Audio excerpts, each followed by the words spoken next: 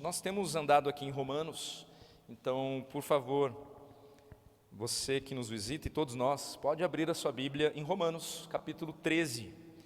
Nós chegamos no capítulo 13. Ano passado, durante todo o ano, nós olhamos para os primeiros 11 capítulos, alternando com outras pregações também, mas a ênfase em Romanos. Até o final desse semestre, nós devemos concluir a carta aos Romanos.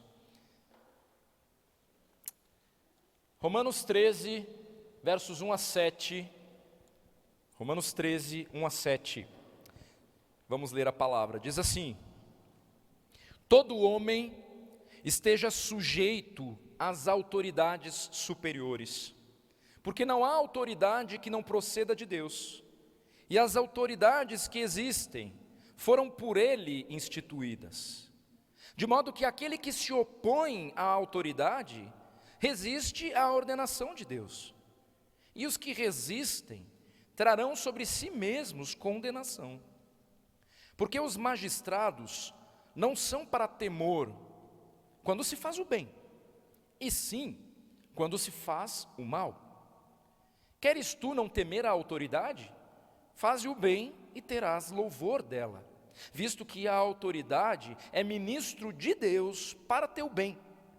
Entretanto, se fizeres o mal, teme, porque não é sem motivo que ela traz a espada, pois é ministro de Deus, vingador, para castigar o que pratica o mal.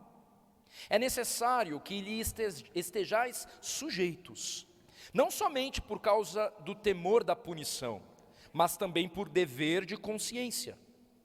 Por esse motivo, também pagais tributos, porque são ministros de Deus, atendendo constantemente a este serviço. Pagai a todos o que lhes é devido, a quem tributo, tributo, a quem imposto, imposto, a quem respeito, respeito, a quem honra, honra.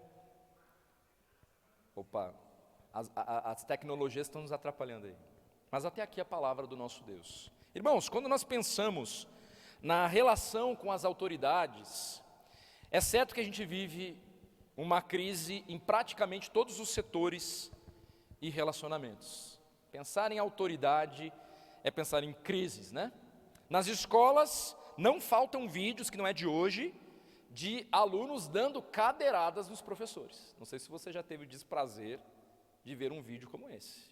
Terrível. Filhos desobedientes aos pais, agindo apenas mediante negociação. Quase que se o pai não prometer alguma outra coisa, o filho não obedece. Chefes de família descaracterizados, ninguém os leva de fato a sério. Empregados que não cumprem com seus deveres, e por aí vai. A gente poderia ficar aqui olhando a crise quando a gente pensa em autoridades constituídas por Deus. E no outro lado desta moeda, o que a gente tem também? Professores que deixam de ensinar para doutrinar, chefes que agem de forma impiedosa, pais que não assumem seus papéis com firmeza e fé. Então a bagunça realmente se completa quando a gente olha para os dois lados dessa moeda. Mas isso não é de agora. A história ela mostra que problemas como corrupção, abuso de poder, desordem, não são exclusivos da nossa época, não é de agora. Isso aí já está há muito tempo. Em muitos períodos ocorreram governos autoritários e sociedades que resistiram ali justamente contra essas opressões. Não é de hoje então, essa crise aí com relação às autoridades. É claro que a queda lá com Adão e Eva foi um marco mesmo que desestabilizou o modo como nós nos relacionamos uns com os outros. E aí, inclusive, a crise inicia ali, uma rebelião contra o próprio Deus, contra a autoridade superior ali, a tudo e todos. Então a queda desestabilizou tudo isso, e alguém já disse que nós temos o governo que nós temos, é porque nós somos a sociedade que nós somos. Então começa mesmo um trabalho que é ali na sua casa, forjando o caráter de homens e mulheres íntegros, que quem sabe em algum momento na história, não sem pecado, venham a assumir uma cadeira como a da presidência, com os valores de integridade, os valores do reino guiando. Isso começa numa esfera micro, e aí repercute então na macro. Mas se a macro está uma desgraça, isso tudo está onde? Começou onde, né? O texto de hoje, ele nos alerta sobre como nós devemos nos posicionar como cidadãos, sendo cristãos. E esse capítulo 13, ele tem essa ênfase.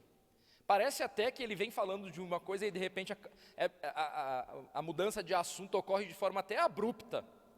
Mas as coisas estão se encaixando aqui dentro do argumento de Paulo, como nós vamos perceber. No contexto de Romanos, ali no primeiro século, havia uma certa desconfiança em relação aos cristãos. O Império Romano, sob o governo de Nero, ele era conhecido tanto pela sua ordem administrativa, mas não só isso, quanto pela perseguição a grupos minoritários, incluindo os cristãos. Nesse momento aqui, não está no ápice dessa perseguição. Quando Pedro está escrevendo a sua carta, talvez ali Nero e a perseguição está mais clara, está mais objetivada contra os cristãos. Então, embora naquela época ainda não houvesse essa perseguição sistemática aos cristãos em todo o império ali romano, as suspeitas contra os cristãos aqui eram crescentes já. O governo romano, então, via qualquer movimento que não destacasse, elevasse César ali como Senhor, com grande desconfiança. Então, além disso, além dessa desconfiança em relação aos cristãos, porque os cristãos estão dizendo o quê? Jesus é o Rei dos Reis, está sobre tudo, sobre todos. Além disso, havia também por parte do império a cobrança de impostos, e isso era um ponto sensível também, gerando algumas revoltas daqui a pouquinho ali entre os judeus, como por exemplo a grande revolta judaica ali, 66 e 73, depois de Cristo, né?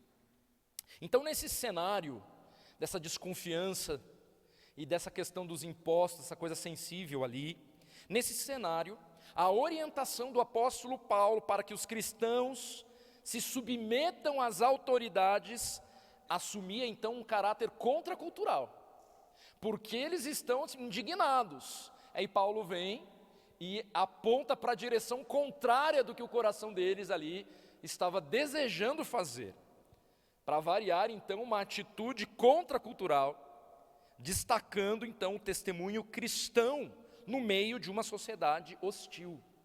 E esse é um dever que todos nós temos, testemunhar dos valores do reino em meio a uma sociedade hostil.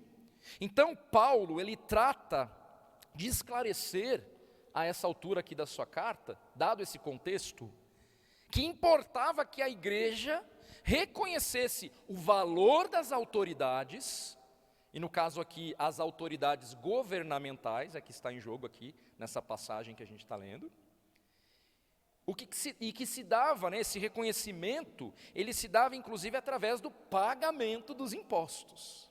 Eita, que começa a ficar sensível e parece que a gente começa a se identificar um pouquinho mais com a nossa realidade, que também não é de hoje, gente.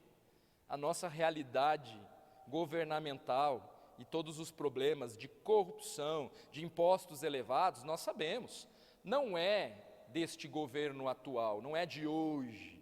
A coisa já vem desde a fundação do Brasil. Então a questão que surge diante dessas obrigações como cristãos aqui, diante do Estado, é sobre como nós devemos agir diante de autoridades governamentais que não conhecem a Deus. E no capítulo 13, Paulo ele está orientando a igreja sobre como ela deve demonstrar na prática a justiça que provém da justificação que essa igreja recebeu de Cristo. Então lembra que ele faz um apelo pelas misericórdias de Deus, com base em tudo que Deus fez, e nós sabemos então que a própria justificação é uma destas bases.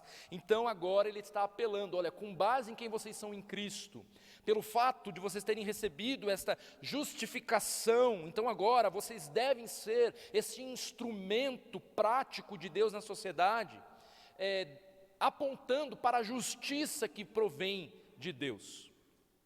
Então o capítulo 13, ele parece apresentar aqui um novo assunto, como eu falei, de forma abrupta, mas há uma progressão no raciocínio de Paulo sobre o que significa ter uma mente transformada. Nós olhamos para o capítulo 12 e nós vimos ali que Deus nos chama a não nos conformarmos com este mundo. De que maneira? Primeiro, ele inicia no nosso relacionamento com o próprio Deus, versículos 1 a 2. Nós pertencemos a esse Deus. Depois, nos versos 3 a 14 do capítulo 12, ele fala, olha, não pense de forma elevada sobre você mesmo, mas vocês têm uma missão aqui dentro, e Deus nos deu inclusive dons espirituais. E aí então, a maneira de nós não nos conformarmos com este mundo, e nos versículos 1 e 2 tem a ver com uma vida de total entrega, de consagração. Depois, numa vida de um relacionamento, discernindo o corpo, cada um com o dom espiritual que recebeu, e cada crente recebeu um pelo menos, para a edificação do corpo. Essa é uma outra maneira de nós sermos transformados dia após dia dentro do plano de Deus. Então a igreja é uma proteção para nós. O serviço mútuo é proteção de Deus para nós, que vai nos transformando dia após dia, numa vida de consagração. E aí nos versos 14 a 21 do capítulo 12, também teve esse chamado, essa convocação para uma vida que olha para os de fora e inclusive é chamada a amar os inimigos, aqueles que nos perseguem. E agora, nesses 7 versículos que nós lemos, esta renovação de mente, ou essa ideia de não nos conformarmos com este mundo, nos dá mais uma pedrinha aí para a gente seguir, que tem a ver com o modo como nós devemos nos relacionar, até mesmo com as autoridades. Então é interessante porque o não se conformar com este mundo implica em não imitarmos a conduta dos ímpios, certo? Ser sal mesmo nesse mundo de trevas. O que na prática significa ser um instrumento da justiça de Deus nesse mundo, não é verdade? Não nos conformarmos com este mundo, é isso, esse é o caminho. Mas e aí, como conciliar o nosso papel como cristãos, o papel de praticar a justiça na sociedade, como cidadão do Estado, diante da injustiça? E ainda, com uma postura de sujeição às autoridades. Como é que isso se dá? Porque se a gente tem que ser um instrumento de justiça, como é que a gente se relaciona com autoridades ímpias e injustas? Parece que uma coisa não combina com a outra aqui, ainda mais quando nós pensamos em um governo corrupto, e tem a rodo aí pelo mundo afora. Então nós estamos diante de um texto bastante relevante para os nossos dias, especialmente porque nós somos chamados a nos separarmos deste mundo, mas apesar disso, nós ainda temos responsabilidades nessa sociedade e perante o Estado também. Então a ideia principal de hoje é que nós venhamos a entender que o cristão, ele se sujeita ao governo como um instrumento divino para estabelecer justiça na terra. O cristão, ele se sujeita ao governo como um instrumento divino para estabelecer justiça na terra. Essa é a ideia principal da nossa mensagem. Como vivenciamos essa verdade?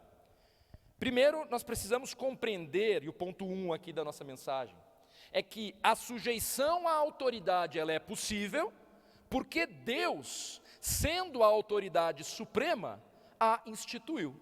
Versículos 1 e 2. Todo homem esteja sujeito às autoridades superiores, porque não há autoridade que não proceda de Deus, e as autoridades que existem foram por Ele instituídas, de modo que aquele que se opõe à autoridade resiste à ordenação de Deus, e os que resistem trarão sobre si mesmos condenação. Versos 1 e 2 do capítulo 13. A ordem para que todo homem esteja sujeito é dada tendo como base quem? O próprio Deus. Então Paulo ele nos lembra que toda autoridade ela tem uma origem divina. Não há autoridade que não proceda de Deus. E as que existem foram por ele instituídas. Antes de nós pensarmos nessa questão, porque parece que quando a gente lê isso, imediatamente a nossa mente já vai, mas e aí, e o corrupto? E como é que a gente lida com isso? Né? Mas antes de nós pensarmos nessa questão com os olhos nos líderes ímpios, convém entender que o fato de existir uma autoridade governamental, que isto faz parte do plano soberano de Deus, para que a ordem e a justiça sejam evidenciadas nessa sociedade caída. Então esse é um ponto principal, a gente precisa entender isso. Paulo ele escreve não apenas reconhecendo a autoridade terrena, mas ele faz esse reconhecimento apontando para o Deus Todo-Poderoso. Então é importante notar que Paulo ele está falando sobre a autoridade como uma instituição, e não necessariamente sobre cada governante individualmente. É claro que o governante individualmente, ele representa uma nação, ele representa uma instituição. A autoridade civil em si mesma é uma criação de Deus para a ordem e para a justiça, como nós vamos ver no nosso ponto 2, na sociedade. No entanto, os indivíduos que ocupam esses cargos, eles podem agir de maneira justa ou injusta. E a história está aí para nos contar. Então isso significa que, embora o cristão deva respeitar a estrutura de governo, então um cristão não pode ser anarquista, né? Ele não é obrigado a apoiar ou validar líderes corruptos ou tirânicos. Há uma diferença aqui. A gente precisa observar o que Paulo não está mandando a gente fazer. Então a distinção entre a instituição e o indivíduo que está num cargo de presidência, de liderança, essa distinção ajuda a compreender o porquê que em alguns momentos a Bíblia, ela aprova a resistência contra líderes ímpios, como no caso, por exemplo, de Elias confrontando o rei Acabe, lá em 1 Reis 18. João Batista, quando ele denuncia Herodes, em Marcos 6, 18, naquela questão do adultério, naquela questão ali de tá estranho ali, ele não se cala. Então é claro que já fica nítido, só pela própria história bíblica, como Deus conta essa história, que não se trata de uma obediência cega, conivente com o pecado e com a injustiça. Esse Deus que é sobre tudo e sobre todos, é quem achou por bem uma sociedade organizada em uma estrutura de hierarquia. Ele quis que fosse assim. Com a queda, essa questão se tornou ainda mais relevante. É só perceber como a sociedade ela se comporta quando alguma autoridade deixa de cumprir com seu papel. Já notou? Se não me falha a memória, é claro que não foi toda a sociedade ali, mas lembram de um episódio que teve alguns anos atrás, lá no Espírito Santo, se eu não estou enganado, foi no Espírito Santo, durante uma paralisação da polícia também, que inúmeras lojas foram saqueadas pela população. Claro, não foi toda a população. Alguns começaram a se comportar como animais selvagens, né? Eu lembro a cena na TV, a galera carregando geladeira assim nas costas, porque invadiram essas lojas assim, porque aproveitando a autoridade constituída, no caso a polícia, que estava num momento ali de paralisação. Deus instituiu autoridades governamentais, e tem a ver com ordem, tem a ver com apaziguar um pouco a queda, as consequências da queda nessa sociedade perdida, né? Então, nesse sentido, embora a igreja ela tenha que preservar o púlpito de qualquer politicagem, seja do que for, e os irmãos sabem muito bem que esta igreja tem zelado por isso, né? Essa é uma verdade a respeito dessa igreja. Deus nos chama, apesar disso, Deus nos chama a reconhecer o papel das autoridades como um instrumento positivo para o bem da sociedade. Então, sendo assim, importa sim que nós, como cristãos, não ignoremos os aspectos políticos. Nós devemos sim orar e buscar o direcionamento de Deus no que cabe, no que nos cabe em relação ao processo eleitoral, por exemplo. Ano que vem começa toda a bagunça com relação à questão eleitoral. Nos cabe sim, como cristãos, orar, pedindo discernimento sim da parte do Senhor. É nosso dever, devemos sim orar e buscar esse direcionamento. Devemos sim nos preocuparmos sobre quem serão aqueles que assumirão os cargos públicos em nosso país, na certeza de que Deus estabeleceu em seu plano soberano o estabelecimento de governos. É claro, com a queda, não vai ter um governante que fique à altura, né, do Senhor Jesus Cristo, que um dia voltará e reinará mesmo sobre a face desta terra ainda aqui, porque eu entendo assim, Jesus voltará e reinará aqui durante 1000, 1000 anos, eu entendo assim. Claro, não dá para comparar, não tem nenhum governante, mas nós que vá atingir aquilo, porque perdemos tudo isso pela queda. Mas nós como crentes, sabedores desta questão de que a autoridade constituída está no coração do próprio Deus, no seu planejamento soberano, sobre como as coisas deveriam se organizar, é que nós não podemos simplesmente lavar as nossas mãos e falar assim, não, nós não temos nada a ver com isso. Não, nós temos tudo a ver com isso. Nós devemos sim orar e zelar pelos princípios bíblicos, somos cidadãos deste reino da luz, e ainda temos que conviver aqui nesse mundo de trevas, mas é isso, Deus soberano está permitindo que a gente viva nesse tempo e espaço. Então, Deus estabeleceu o seu plano soberano em relação ao estabelecimento de governos. Então não dá para você simplesmente lavar as suas mãos, porque se está no plano de Deus o estabelecimento de governos, então me parece que nós não podemos ficar apáticos a tudo isso. Então o cristão, mas não somente ele, porque o texto aqui que nós lemos fala que todo homem, não é só o cristão, mas é todo homem, deve estar sujeito. Ou seja, qual que é a ideia aqui? Deve assumir um papel de subordinado em uma hierarquia, reconhecendo a autoridade instituída por Deus, reconhecendo o sistema que Deus projetou para o modo como nós iríamos nos organizar. Esse reconhecimento em submissão reflete, como o texto diz, a nossa obediência a Deus. É claro que se faz necessário o alerta até já mencionado aqui. Não se deve concluir, com base nos versículos 1 e 2, que Paulo esteja afirmando que o cristão deve se submeter de forma cega à tirania de líderes malignos. Não é nada disso.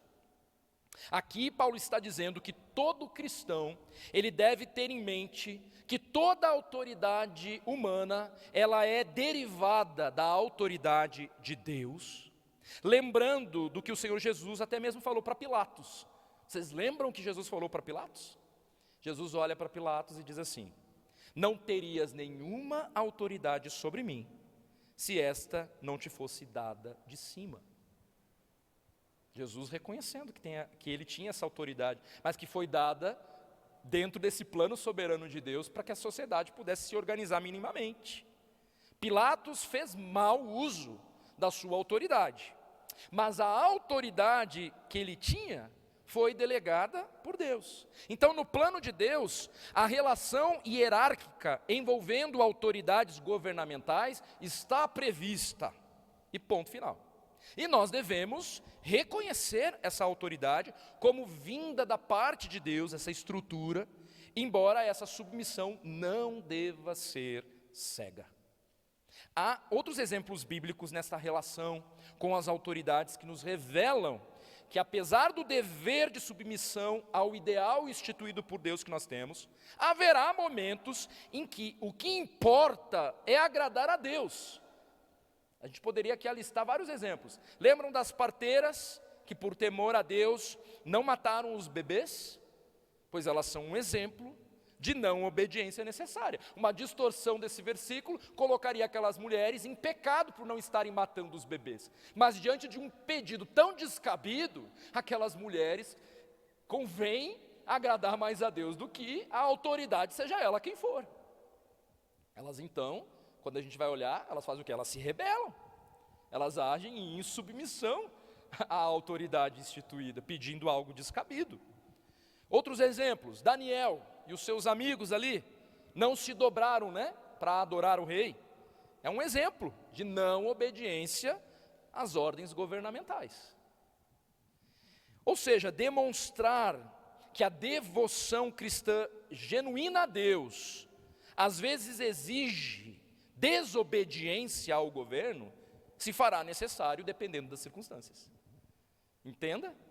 Ele está dizendo que nós devemos nos submeter, mas a nossa desobediência, dependendo das circunstâncias, ainda mais no que se refere, claro, ainda mais não, exclusivamente no que se refere ao que Deus nos manda, aí então, aí é chamar para briga mesmo, aí é chamar para guerra, porque nós somos os embaixadores de Cristo nesse mundo de trevas. Eu e você é que precisamos levantar e gritar por justiça, apontando para a justiça de Deus, do valor do reino, embora a gente saiba que a justiça plena só se dará na consumação dos dias, no dia do Senhor Jesus, quando Ele volta assim com a espada. A gente sabe disso. E aí então, perceba, a gente precisa se posicionar da maneira correta. Agora, é claro, essa desobediência, nessa circunstância que eu estou dizendo aqui, porque convém agradar mais a Deus do que a homens, ela não deve ser confundida com uma atitude de rebeldia generalizada, ou anarquia. A Escritura, ela nos ensina que a resistência ao governo, ela só é justificada quando ele exige algo que contraria diretamente os princípios de Deus. Fora isso, nós devemos reconhecer e nós devemos nos dobrar, entendendo que Deus tem no seu plano soberano, é uma das maneiras de apaziguar a injustiça nesse mundo de trevas. E além dos exemplos já citados, nós vemos ali em Atos capítulo 5, verso 29, declarando ali, quando Pedro declara, eles falam, não falem mais de Jesus, não preguem mais a respeito deste homem. Aí Pedro e João, antes importa obedecer a Deus do que aos homens. Entretanto, em outras situações, mesmo quando os governos são injustos, a recomendação bíblica é que os cristãos sejam pacientes e que confiem na justiça divina, como o próprio apóstolo Pedro vai ensinar em 1 Pedro 2, 13 a 17. Sujeitai-vos, abra sua Bíblia aí, 1 Pedro 2, 13 a 17. Primeira carta de Pedro 2, do 13 a 17.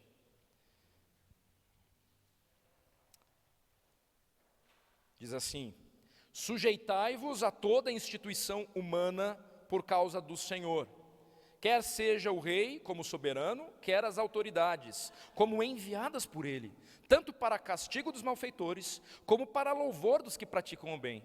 Porque assim é a vontade de Deus, que pela prática do bem façais emudecer a ignorância dos insensatos. Como livres que sois, não usando todavia a liberdade por pretexto de malícia, mas vivendo como servos de Deus. Tratai todos com honra, amai os irmãos, temei a Deus, honrai o rei. E tem uma outra passagem que também vai falar, até quando são injustos mesmo, nós devemos, Tem que ter um equilíbrio aqui nessa questão.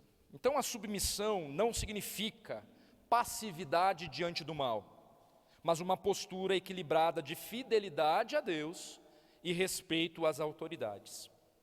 Mas nós também precisamos entender que, tirando essa questão, que envolve submissão ao que tem maior autoridade, quem é esse? É o próprio Deus. Nós não temos autorização para não nos submetermos ao que está instituído pelas autoridades. Imagine o caos que seria se cada um resolvesse fazer o que bem entendesse. Como que seria o trânsito? Só para começar aqui bem rapidinho, como que seria o trânsito? Como que seria uma simples ida nossa a um restaurante? Se não tivesse ali todas as normas, até de limpeza, como que as coisas se dariam? Seria um caos total. Então, nesse caso, a maneira de honrarmos a Deus é nos submetermos às autoridades constituídas por Ele. Desprezar o plano de Deus em relação a essas questões trará consequências. Ridicularizar governos e governadores constitui uma ofensa contra o próprio Deus que os instituiu. Então, embora não signifique que não seja possível orar e agir para que situações de injustiça sejam confrontadas pelos meios corretos para diminuir o mal. Então, primeiro ponto aqui, a sujeição à autoridade ela é possível porque Deus, sendo a autoridade suprema, foi Ele que instituiu. Então não dá para a gente desprezar. E o segundo ponto é que a sujeição à autoridade ela é possível, porque Deus estabelece a razão de ser dessa autoridade, desse sistema de organização para as sociedades. E qual que é? Como eu já mencionei, a proteção para a ordem social. Os versos 3 a 5 vão deixar isso claro. Deus ordenou a existência de governos como formas de proteção dentro da vontade dele. E de acordo com esses versos 3 a 5, o propósito de qualquer governo é o de manter a ordem. E aí, inclusive, castigando o mal, não é o que o texto diz? É claro que ouvir algo assim, que essas autoridades elas estão ali para castigar o mal, ouvir algo assim nos causa até certa estranheza nos nossos tempos. Por quê? Porque nós vivemos numa sociedade que foi sendo moldada com alguns pressupostos estranhos à palavra de Deus. Ao mesmo tempo em que os preceitos de Deus têm sido colocados de lado, o egocentrismo crescente tem moldado as sociedades para que elas enxerguem as autoridades constituídas como opressoras, de cara. E qualquer ato então visto como de violência tem já sido questionado, e isso traz tragédia. É claro que a lei, ela existe para dar os limites necessários até sobre a punição. É bom que tenha limites para isso também. Mas não tem como, em um mundo caído, a gente, como sociedade, impedir o mal sem ações restritivas. O ser humano é mau, é caído, e o meio para impedir a maldade, muitas vezes será necessário usar a força. E Deus delegou para essas autoridades governamentais algo nesse sentido. Então a autoridade ela tem essa responsabilidade, de acordo com o texto aqui de 3 a 5, punir o mal. Alguns estados americanos, vocês viram, eles nos servem de exemplo. A não aplicação da lei, o afrouxamento das leis, fez, e você deve ter visto vídeo sobre isso, ninguém pode fazer nada, o pessoal só fica filmando a galera saqueando as lojas, porque até sei lá quantos dólares lá, podia pegar sem que nada acontecesse. Então ninguém podia fazer nada. Então você tem a sua loja, e aí você só pode olhar a galera entrando e arrancando os celulares da prateleira, e você só pode filmar, não pode fazer mais nada. Porque as leis se afrouxaram, e aí então a punição também. Como manter a ordem? Como você expulsa o ladrão da sua casa? Com flores? Com flores? Não dá. E Deus aqui está dizendo, olha, essas autoridades são ministros, estão a meu serviço para estancar um pouco a maldade nesse mundo. E aí, claro, apesar dos governos também estarem todos destroçados por causa do pecado, Deus delegou às autoridades governamentais esse papel, manter a ordem castigando o mal. E Ele também deu a eles a tarefa de fazer o bem também. Isso a gente fica meio que não vê muito, né? Mas é claro que quando Paulo faz essa afirmação, ele está apontando mais uma vez para o ideal de Deus. Ele mesmo, na própria pele, Paulo sabia que, na prática, as autoridades elas acabavam falhando miseravelmente nessa tarefa de punir o mal. E agindo até de forma precipitada, enfim, Paulo já sabia disso, mas aqui ele está apontando para o ideal estabelecido por Deus, apesar da distorção dos homens no exercício dessa função. Mas o que Deus projetou tem a ver com uma autoridade que provém dele e serve aos seus propósitos. Então nenhum ser humano, de forma isolada, ele está autorizado a fazer justiça com as próprias mãos. Punir o mal é uma prerrogativa de Deus, e nós sabemos que Ele fará isso na consumação do século. Mas na presente era, em algum grau, isso se dá por meio das autoridades constituídas, presente de Deus para nós.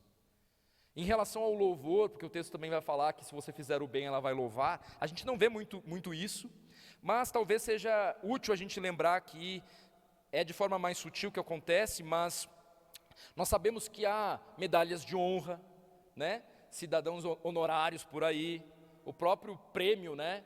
Nobel lá, há um reconhecimento, né, daqueles que fizeram o bem, são exemplos, né, de que há um reconhecimento para aqueles que fazem o bem por parte das autoridades, que se destacam pelos seus atos de benfeitoria junto à sociedade.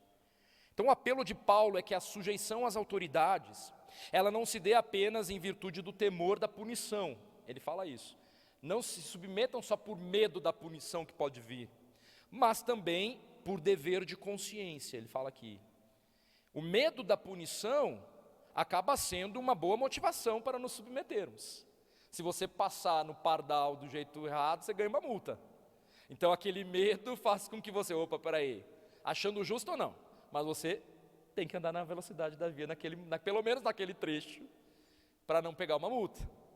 Né? Então, o medo acaba sendo bom para nos submeter, mas Deus deseja que a nossa motivação para a sujeição, ela esteja em um patamar um pouquinho mais elevado do que simplesmente o medo. É por causa da consciência. E essa consciência se refere ao conhecimento do crente, da vontade, dos propósitos de Deus com essas estruturas. Ou seja, Paulo ele está reforçando aqui mais uma vez que o que deve mover a submissão do cristão às autoridades é o fato desse cristão saber que toda autoridade vem de Deus. O cristão ele deve se submeter porque ele reconhece que Deus tem um plano perfeito que envolve uma dinâmica de hierarquia, tendo em vista a glória de Deus. Ou seja, não se conformar com este mundo não significa renunciar a toda instituição humana. Deus não quer que eu me contamine com esse mundo, então agora eu vivo com os meus olhos no céu, no mundo da lua. Não, Deus nos chama a ser ativos nessa sociedade, fazendo a diferença mesmo. Não é para renunciar a toda instituição humana. Por quê? Porque algumas instituições, elas refletem justamente a proteção bondosa de Deus sobre nós, para a glória dele. Por exemplo, que outra instituição reflete a proteção bondosa de Deus para nós? O casamento, instituído por Deus. É uma instituição criada por Ele para a nossa proteção. E o governo, essa estrutura de cuidado, vamos dizer assim, são bons exemplos, então, que foram criados por Deus para o nosso bem. Então, a sujeição à autoridade, ela é possível, porque Deus, sendo a autoridade, foi Ele que instituiu. O ponto 2, a sujeição à autoridade ela é possível, porque Deus é que estabeleceu o propósito, e esse propósito tem a ver com proteção para a ordem social. E 3, a sujeição à autoridade ela é possível, e Deus nos diz como agir, versos 6 e 7. Por esse motivo também pagais tributos, porque são ministros de Deus, atendendo constantemente a este serviço. Pagai a todos o que lhe é devido. A quem tributo, tributo, a quem imposto, imposto, a quem respeito, respeito, a quem honra, honra. O versículo 6, ele dá continuidade ao apelo que Paulo ele está fazendo em relação à consciência. Vocês devem obedecer, não só pelo medo, mas pela consciência, por saber que é Deus que é a autoridade suprema que instituiu essas autoridades. Então submetam-se ao Senhor. E vocês já fazem isso com base nessa consciência quando vocês pagam os impostos, né? Em nome da consciência, do saber qual é a vontade de Deus, é que os cristãos, eles devem se submeter às autoridades. E Paulo aqui, nesse versículo 6, ele já está dizendo que eles já pagavam os tributos. Então ele está falando assim, olha, e já que vocês pagam, quando vocês pagam, vocês estão reconhecendo justamente isso, essas autoridades vêm de Deus aqui. Eles já reconheciam a autoridade dessas autoridades quando eles pagavam os tributos. E é assim de fato que eles deveriam agir, porque eles eram ministros de Deus. Eles quem? Olha que curioso, porque são agentes governamentais e Deus está dizendo que eles são como ministros de Deus. E que devem então receber os impostos para que administrem de uma maneira correta. Nós não vamos entrar no mérito aqui dos posicionamentos ideológicos, porque tem gente que pensa que tem que arrecadar mais, tem gente que pensa que tem que arrecadar menos. A questão não é essa, né? A questão é que o mínimo de organização se faz necessário, e parece que nós percebemos isso no plano de Deus para lidarmos com esse mundo caído aqui. O pagamento de impostos, portanto, não deve ser visto como uma desgraça, uma imposição tirânica a princípio. Para a ordem social seria insustentável que cada um providenciasse, por exemplo, por si só, tudo o que se faz necessário. Imagina você tendo que, cada homem aqui tem que correr atrás da sua água encanada, da sua energia, dos meios para a internet chegar na sua casa, e é assim, cada um que providencie por si. Gente, Deus nos deu a graça de viver em sociedade, porque cada um vai juntando ali na graça comum a capacidade dos serviços, de modo que nessa noite nós vamos chegar em casa, ligar o chuveiro e a água quentinha vai cair ali. E isso é porque nós pagamos impostos. E esse pagar imposto está condicionado a uma autoridade. E isso, apesar de toda a bagunça, é bondade de Deus sobre nós nesse mundo caído. E a gente precisa entender isso e não murmurar tanto. Mas é claro, utilizar os meios corretos para reivindicar a justiça e não sermos mãos dadas com a injustiça só em virtude disso tudo aqui. Então, o recolhimento de impostos acaba sendo um instrumento de ordem. Sendo assim, aqueles que estão na função de recolher esses impostos acabam sendo ministros de Deus. O problema, mais uma vez, está onde? Na corrupção, no desvio desses recursos, no engano. E aí até o questionamento que surge para nós: devemos pagar imposto mesmo com um governo corrupto? A resposta não é tão simples, mas na verdade ela é bem objetiva. Fato é que a Bíblia não nos autoriza a não pagar impostos. Nós podemos e devemos discordar de um imposto injusto. Olha, eu disse, podemos e até devemos discordar de um imposto injusto, mas esse discordar ele deve se dar da maneira correta, correndo atrás dos meios que Deus nos dá para reivindicar tudo isso. Então, Paulo é categórico: pagai a todos o que lhes é devido.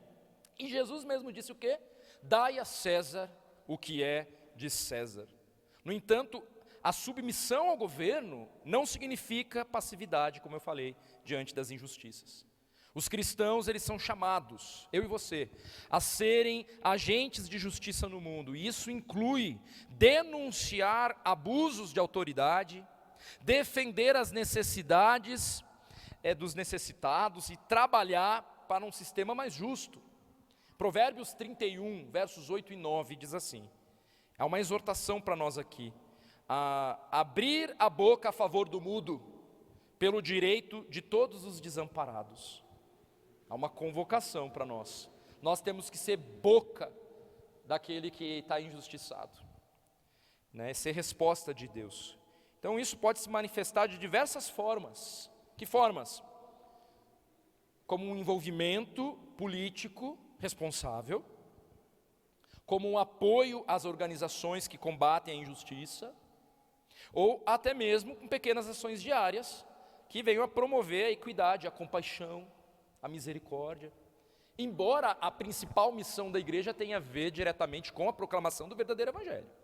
Mas nós podemos também estender a mão ao próximo nesse sentido, mas o nosso alvo não pode desfocar e perder de vista o próprio Cristo, o próprio evangelho. Senão é só uma assistência social. E esse não é o foco da igreja. Então, dessa forma, obedecemos às autoridades, sim, dentro dos limites da justiça divina, sem nos omitirmos diante do mal. E eu estou partindo por fim aqui. Diante desse ensino, irmãos, como que a igreja deve agir hoje? Nós vivemos tempos em que os governos ao redor do mundo se afastam cada vez mais dos valores cristãos. E muitos líderes são, de fato, objetivamente falando, porque a gente sabe que todo mundo é corrupto e caído, mas objetivamente falando, muitos são de fato corruptos, injustos, opressores.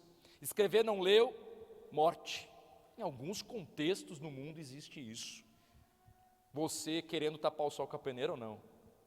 Como podemos ser cidadãos fiéis ao Senhor e ao mesmo tempo responsáveis em nossa nação? Primeiro, forma prática, começando a orar pelos governantes, como Paulo mesmo falou para Timóteo, 1 Timóteo 2, 1, 3, antes de tudo, pois, exorto que se use a prática de ações de súplicas, orações, intercessões, ações de graças em favor de todos os homens, em favor dos reis e de todos os que se acham investidos de autoridade, para que vivamos vida tranquila e mansa, com toda piedade e respeito. Isto é bom e aceitável diante de Deus, o nosso Salvador. Orar pelas autoridades, com este propósito, para que o Senhor tenha misericórdia de nós, até que Ele venha e venha apaziguar o mal, para que a gente viva uma vida tranquila e mansa. Além disso, nós devemos exercer a nossa cidadania de maneira ativa. E aí vem, votando com consciência, denunciando injustiças de maneira ética, fazendo isso da maneira correta e promovendo a justiça na nossa esfera de influência. E acima de tudo, eu diria, né, nós devemos lembrar que a nossa esperança, ela não está nos governos terrenos. A nossa esperança não está nos governos terrenos. E você e eu, nós somos embaixadores do Senhor Jesus Cristo. É por Ele que nós deveríamos estar dispostos a morrer, a nos levantarmos e esbravejarmos por nenhum outro. Embora nós possamos expressar a nossa opinião política, inclusive, alinhada aos valores do reino, da qual você julgue que está mais alinhado ou não. E para os dois lados, galera, vai ter coisas que você vai encontrar o alinhamento. Então, cada um de fato precisa não se perder nessa bagunça toda e se posicionar de forma prudente, de forma sábia, né? Mas também não fique tão assustado, né? Ah, não, mas crente não pode falar de política. Como não? Se isso toca todas as esferas da nossa sociedade. Mas é claro, começa orando, começa aclamando ao Senhor, começa entendendo se essa palavra de fato é o guia da sua vida, ou são as diretrizes de qualquer partido. O teu partido é Cristo, e você tem que estar alinhado aos princípios estabelecidos pela palavra. Então, o cristão é chamado para ser um cidadão responsável, respeitoso e submisso. Dar a César o que é de César significa demonstrar honra e submissão como? Obedecendo às leis, mostrando honra e respeito, pagando impostos, votando de forma consciente, orando, agradecendo a Deus pelos governos, manifestando oposição a leis e práticas injustas de forma apropriada, pelos meios legítimos. Sim, exercer a nossa cidadania de maneira justa, reconhecendo que Deus é soberano sobre as autoridades terrenas e que o nosso lugar não é aqui. Embora todo esse envolvimento, nós ainda almejamos o Rei dos Reis retornando e reinando de forma soberana. Mas não tem como fugir de tudo isso. Então, dar a Deus o que é de Deus, por outro lado, significa o quê? Nossa lealdade final e absoluta, ela tem que pertencer ao Senhor. A nossa lealdade absoluta é ao Senhor. Isso significa que nenhum governo, ideologia ou sistema aí pode exigir de nós aquilo que pertence a Deus, a nossa adoração, a nossa fé e a nossa esperança. Coloque a sua esperança no sistema político que for e veja ela despencando na sua frente, do dia para a noite. Nós somos cidadãos do reino celestial, antes de sermos cidadãos de qualquer nação terrena. E isso deve moldar a forma como nós votamos, como nós trabalhamos e como nós testemunhamos de Cristo. Então, para ilustrar, nós podemos lembrar da história do Bonhoeffer, né? Um pastor alemão que ele resistiu ao regime nazista. Por quê? Porque ele compreendia que a sua fidelidade a Deus estava acima da fidelidade ao Estado. E aí, claro, os extremismos e as coisas bizarras nós sabemos que existem também dos dois lados, né? Tudo se estragou ali no momento da queda mesmo. Nós estaríamos todos sujeitos, né, literalmente ao Senhor reinando sobre tudo e sobre todos. Mas esse dia ele está trabalhando, né, para reivindicar muito em breve o seu lugar de direito, onde todos os reis e todo joelho se dobrará, reconhecendo a autoridade de Cristo Jesus. Isso vai acontecer. Então que essa mensagem, meus irmãos, nos desafia a viver de forma equilibrada, sendo luz e sal no mundo, mas sem jamais perder de vista a nossa identidade em Cristo. Então, há aqui um fluxo nesse texto, claro, do papel de Deus na instituição da autoridade, sobre a função dessa autoridade na sociedade caída, e uma resposta que eu e você como cristãos devemos dar. E aí envolve todo o conjunto dessa obra, porque a gente não pode olhar para esse texto de forma isolada. Nós vamos precisar olhar desse texto olhando a própria narrativa bíblica. E nós percebemos ali, sim, submissão e reconhecimento, mas nunca se dobrando ou negociando os valores cristãos. Então, é daí que surge igreja perseguida ao redor do mundo. Tem umas revistas, você pode levar, viu, umas revistas que estão ali, da missão Portas Abertas, você pode levar para casa, a irmã Francisca trouxe, mas você pode levar para casa, para conhecer, ter um gostinho da igreja perseguida, que inclusive muitas delas estão debaixo de regimes totalitários, injustos, que escreveu, não leu, é morte, contrários ao verdadeiro evangelho. Não se enganem, isso ocorre, irmãos nossos estão debaixo desses regimes. E aí então o que eles fazem? Não vão mais proclamar o evangelho? Não, eles vão proclamar. Mas o presidente não está dizendo que não pode, que é contra a lei, vamos pecar? Olha que pensamento, não importa agradar a Deus. E tem irmãos nossos dispostos, sendo mortos. Esses dias saiu aí, acho que lá em algum país da África, 70 irmãos nossos foram mortos, foram decapitados. Claro que não é divulgado, não é tão divulgado, mas vocês lembram aquele vídeo do passado, o povo vestido de laranja, que degolaram todos ali. Por quê? Porque não se renderam aos governos deste mundo. Mais importa agradar a Deus do que aos homens. Na nossa sociedade, as coisas se dão de forma mais sutil. Mas nem por isso eu e você temos, então nós temos que nos posicionar como igreja. E aí tem um preço a ser pago. Porque as obras das trevas, as trevas odeiam as obras da luz. E quem é luz nesse mundo? É a igreja, que não tem partido político. Mas alguns partidos roubam as nossas pautas. E não é porque partido A ou B rouba as nossas pautas que nós vamos deixar de falar. As nossas pautas. Um posicionamento que tem que ser nosso, sobre a justiça, sobre o amor, sobre ser de fato pró-vida. Tudo isso é nosso, antes de ser de qualquer ideologia, é cristão. E aí a confusão faz com que a gente, com medo de ser interpretado por A ou B, porque está defendendo ideologia X e Y, nos calamos com relação àquilo que está claro e estampado nas Escrituras. Então sim, o verdadeiro recuar que nós devemos dar diz respeito a não negligenciarmos o que Deus já nos pede na sua palavra. Nós somos o povo da cruz, nós somos o povo que tem a verdade, nós que temos esse cheirinho da justiça, do perfume suave de Cristo, não podemos nos calar, ainda que a gente venha a ser preso, ainda que a gente tenha que sair fugido. Alguns dos nossos irmãos já vivem isso.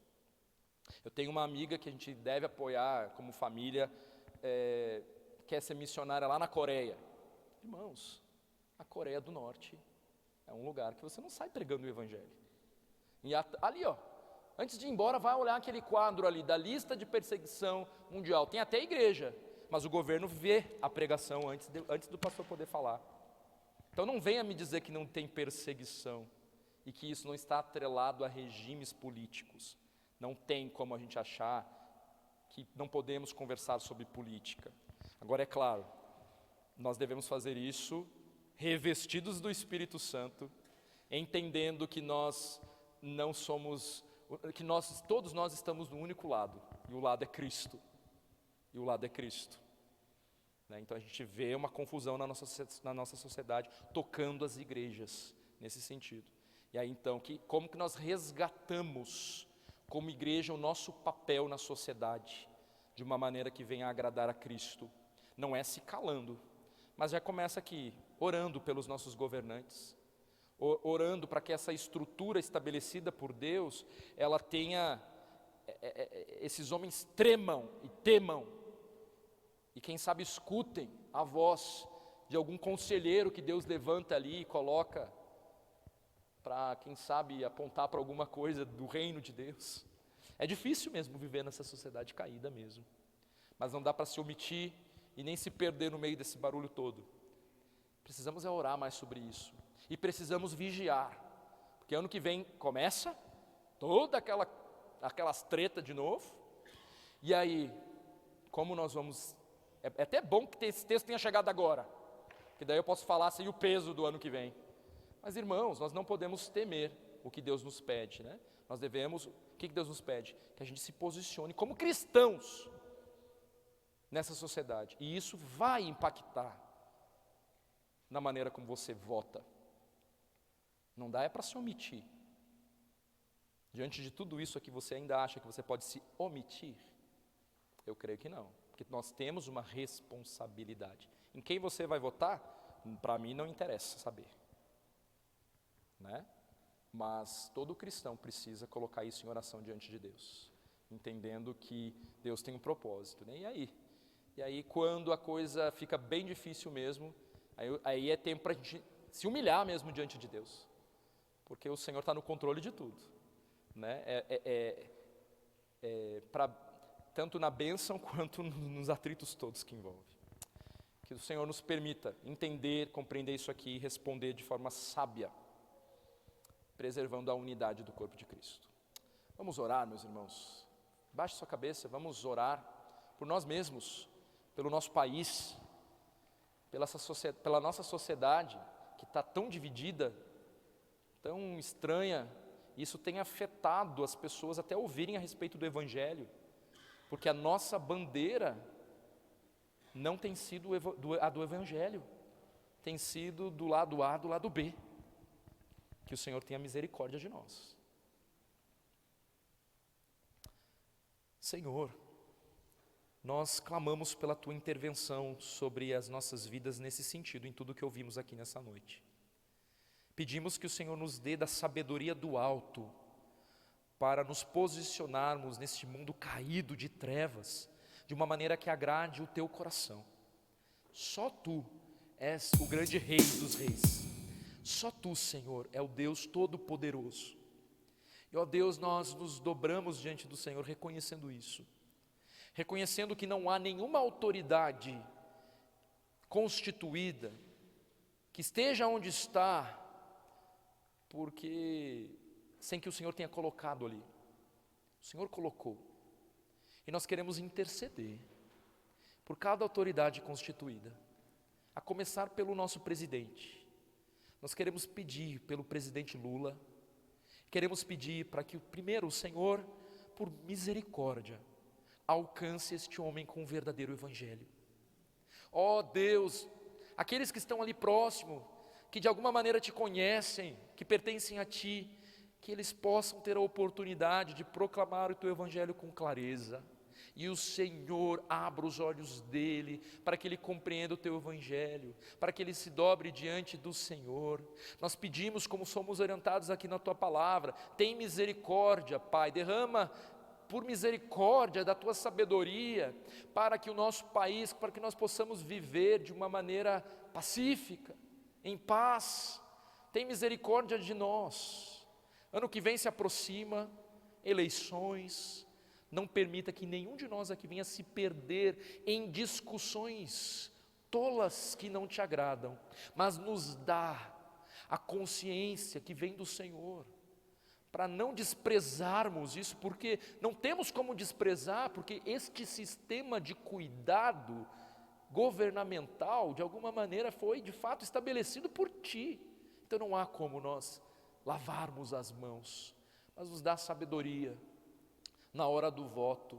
Mas antes disso, Senhor, nos dá sabedoria para sermos os Teus agentes de justiça nesse mundo, começando ali na nossa própria casa, proclamando as verdades do Teu reino, para que dali saiam homens e mulheres que Te temam, que Te busquem, que sejam íntegros, no pagamento dos seus impostos, que sejam íntegros nos seus estudos, para que venham a ser estabelecidos em lugares onde não dá para chegar se não estudar de forma íntegra. Ó Deus, levanta os teus filhos como instrumentos de justiça, colocando em cargos, colocando até mesmo em cargos políticos, se o Senhor tem isso para alguém, que seja para a honra e glória do teu nome. Ó Deus, não permita que a tua igreja venha se perder. Não oro só por nós, oro pela igreja brasileira. Tem misericórdia de nós.